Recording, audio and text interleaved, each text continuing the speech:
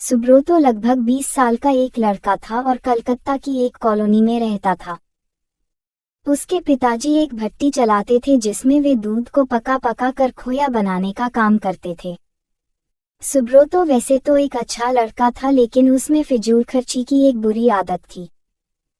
वो अक्सर पिताजी से पैसा मांगा करता और उसे खाने पीने या सिनेमा देखने में खर्च कर देता। एक दिन पिताजी ने सुब्रोतो को बुलाया और बोले, देखो बेटा, अब तुम बड़े हो गए हो और तुम्हें अपनी जिम्मेदारियां समझनी चाहिए। जो आए दिन तुम मुझसे पैसे मांगते रहते हो और उसे इधर उधर उड़ाते हो, ये अच्छी बात नहीं है। क्या पिताजी, कौन सा मैं आपसे 1000 रुपये ले लेता हूँ, चंद पैसों के लिए आप मुझे इतना बड़ा लेक्चर दे रहे हैं। इतने से पैसे तो मैं जब चाहूँ आपको लौटा सकता हूँ, सुब्रोतो नाराज होते हुए बोला। सुब्रोतो की बात सुनकर पिताजी क्रोधित हो गए, पर वो समझ चुके थे कि डांटने फटकारने से कोई बात नहीं बनेगी। इसलिए उन्होंने कहा, ये तो बहुत अच्छी बात है, ऐसा करो कि तुम मुझे ज्यादा नहीं बस 1 रुपये रोज लाकर दे दिया करो। सुब्रोतो मुस्कुराया और खुद को जीता हुआ महसूस कर वहां से चला गया। अगले दिन सुब्रोतो जब शाम को पिताजी के पास पहुंचा तो वे उसे देखते ही बोले, बेटा लाओ मेरे 1 रुपये।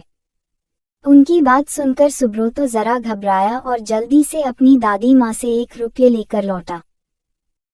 लीजिए पिताजी, ले आया मैं आपके 1 रुपये, और ऐसा कहते हुए उसने सिक्का पिताजी के हाथ में थमा दिया।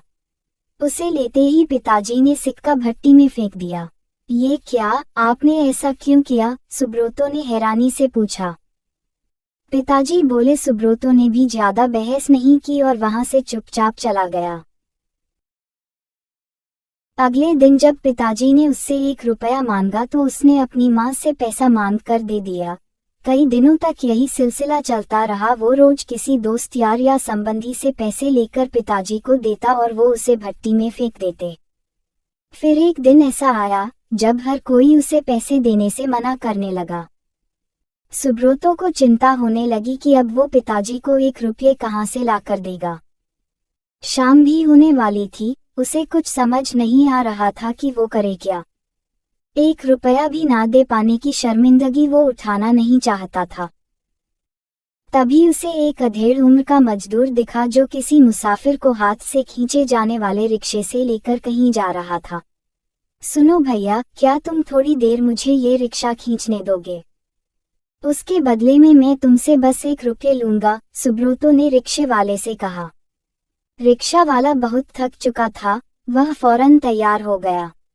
सुब्रोतो रिक्शा खींचने लगा।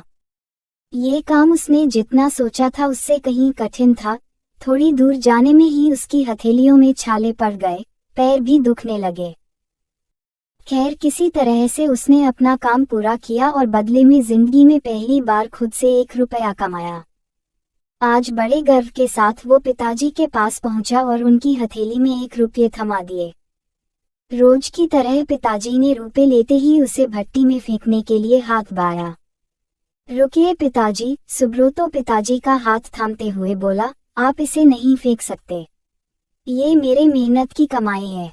और सुब्रोतो ने पूरा वाक्या कह सुनाया। पिताजी आगे बढ़े और अपने बेटे को गले से लगा लिया।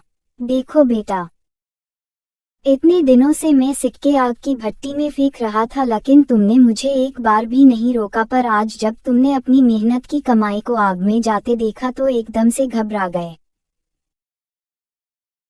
ठीक इसी तरह जब तुम मेरी मेहनत की कमाई को बेकार की चीजों में उड़ाते हो तो मुझे भी इतना ही दर्द होता है, मैं भी घबरा जाता हूँ। इसलिए पैसे की कीमत को समझो, चाहे वो तुम्हारे हो या किसी और के। कभी भी उसे फिजूल खर्ची में बर्बाद मत करो।